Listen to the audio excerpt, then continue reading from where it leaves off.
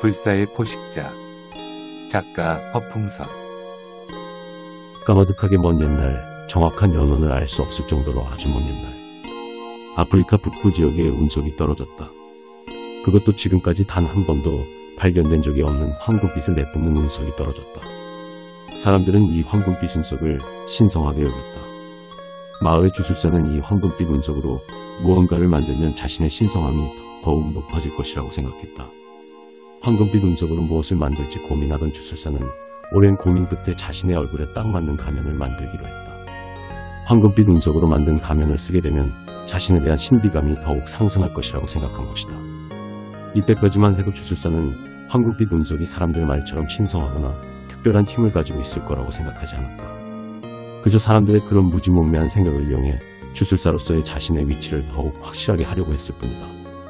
그런데 기적이 일어났다. 그 전까지만 해도 기우제를 지내면 비가 내리기까지 아무리 짧아도 며칠은 걸렸다. 어떤 때는 한 달이 넘도록 기우제를 지냈지만 비가 내리지 않을 때도 있었다. 그런데 운석으로 만든 황금빛 가면을 얼굴에 쓰고 기우제를 지냈더니 1시간도 걸리지 않아서 비가 내리기 시작한 것이다. 이때까지만 해도 우연이라고 생각했다. 그런데 두 번째 기적이 일어났다. 사냥을 나갔던 마을 사람 일부가 크게 다쳐서 돌아온 것이다. 주술사는 치료사의 역할도 겸하고 있었다. 이제껏 주술사는 마을 사람들이 모르는 마약 성분의 식물을 이용해 환자들의 통증을 없애주고 있었다.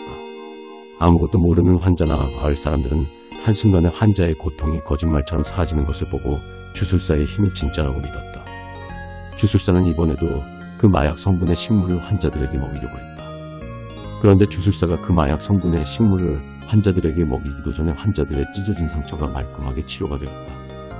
그것도 주술사의 손이 닿은 것만으로 완치가 된 것이다. 이 모습을 본 환자들과 마을 사람들은 그렇지 않아도 신묘하던 주술사의 힘이 더욱 신성해지고 위대해졌다고 생각했다. 당사자인 주술사는 순간 당혹스러웠다. 그리고 이내 이 모든 기적의 원인이 자신이 쓰고 있는 황금빛 운석 가면 덕분이라는 것을 깨달았다. 그래도 보다 확실하게 확인을 해야 했기에 마을 사람들 몰래 짐승을 잡아와 실험을 해보았다. 주술사는 짐승의 몸에 상처를 낸 후 황금빛 운석 가면을 쓰지 않은 상태에서 짐승의 상처를 어루만져 줬다. 이때는 별다른 일이 벌어지지 않았다. 그런데 황금빛 운석 가면을 쓰고 상처 입은 짐승을 어루만지자 환자들이 그랬던 것처럼 짐승의 상처가 말끔하게 치료가 되었다. 이로써 황금빛 운석 가면에 놀라운 힘이 확인이 된 것이다. 이때부터 주술사는 황금빛 운석 가면을 얼굴에서 떼지 않았다. 언제나 황금빛 운석 가면을 쓴 채 생활하며 진정한 기적을 일으켜 마을 사람들로부터 끝없는 칭송과 경애를 받게 되었다. 시간이 지날수록 주술사의 힘은 더욱 커져만 갔다. 덩달아 주술사의 기적 행위도 늘어갔다. 얄팍한 속임수가 아닌 진짜 주술을 사용하는 주술사의 명성이 인근 마을 아니 북부 아프리카 전역으로 무섭게 퍼져나갔다. 자신에 대한 명성과 기적 같은 힘이 점점 강해지자 주술사는 더 이상 주술사라는 직위에 만족할 수가 없게 되었다. 주술사는 스스로를 왕이라 칭하고 북부 아프리카의 모든 부족을 자신의 발 아래 복속시켰다. 주술사가 행하는 기적과 명성이 겁을 먹고 제대로 싸우지도 않고 항복하는 부족이 대다수였다. 주술사에게 대항하는 부족도 몇몇 있었지만 주술사의 기적 같은 힘은 당해낼 도리가 없었다. 그렇게 북부 아프리카의 수많은 부족들을 하나로 통합시킨 주술사는 왕국의 이름을 자신의 이름을 따 바벨 왕국이라고 칭했다.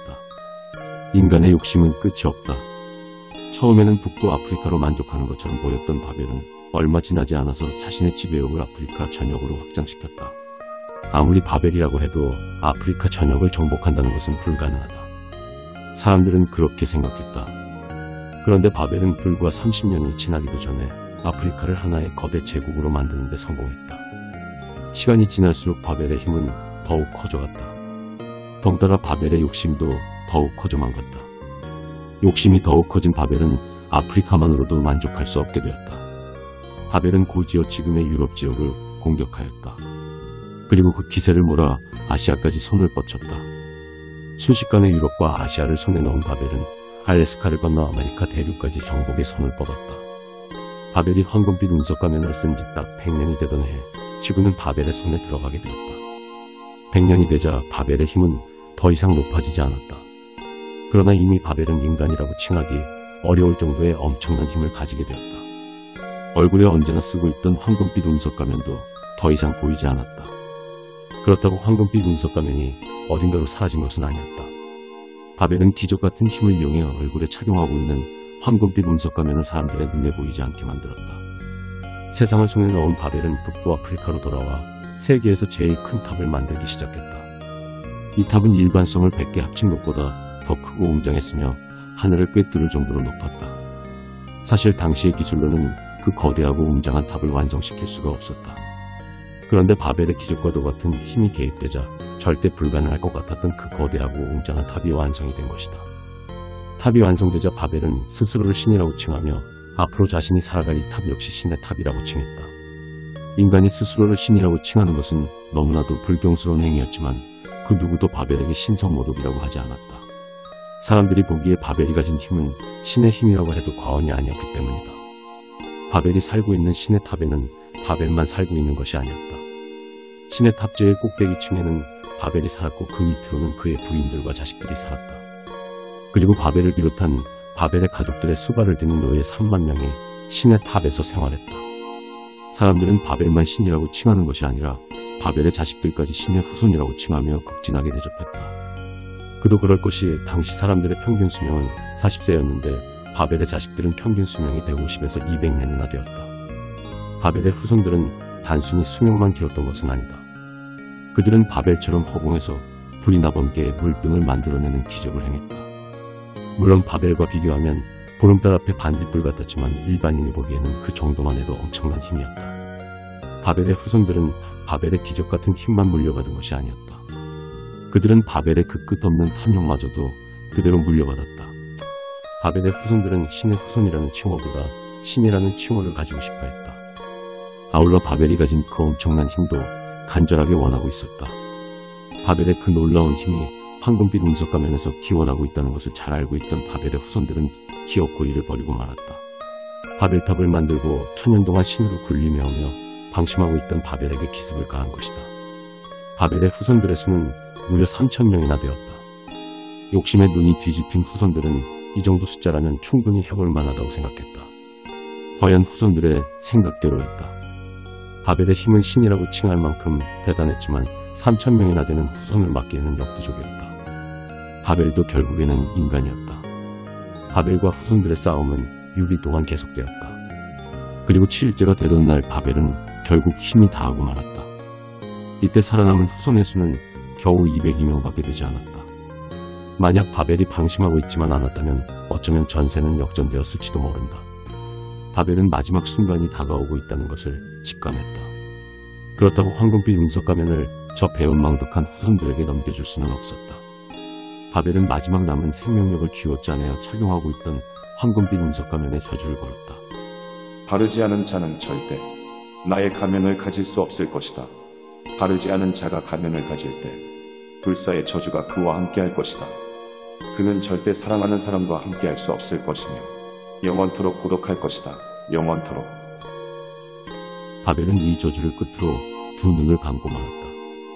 그가 착용하고 있던 황금빛 운석 가면 역시 주인의 뒤를 따르듯 휘황찬란한 황금빛을 잃고 검게 변하고 말았다. 그게 끝이 아니었다.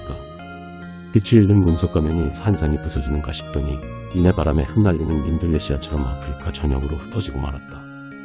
마지막 바벨의 저주가 마음에 걸렸던 일부 후손들은 자신을 따르는 사람들을 끌고 유럽과 아시아 그리고 알래스카를 건너 아메리카 대륙으로 넘어갔다. 운석 가면에 미쳐 바벨의 저주 따위 신경도 쓰지 않은 일부의 후손들은 아프리카에 남아 운석 조각을 찾아다녔다.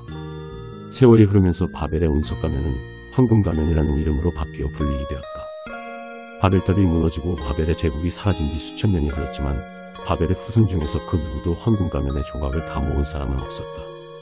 그렇게 세월이 흘러 지금으로부터 약 150년 전쯤 앙케라는 이름의 18살이 된 사냥꾼이 우연찮게 바벨의 후손이 남긴 황금 가면의 조각 몇 개와 후손의 유물을 발견하게 된다. 모든 일은 여기서부터 시작되었다. 이 작품은 허풍선 작가님의 불사의 포식자입니다. 작품을 더 보시려면 이디북스 사이트에 접속하셔서 감상하시기 바랍니다. 이상으로 브리든이었습니다.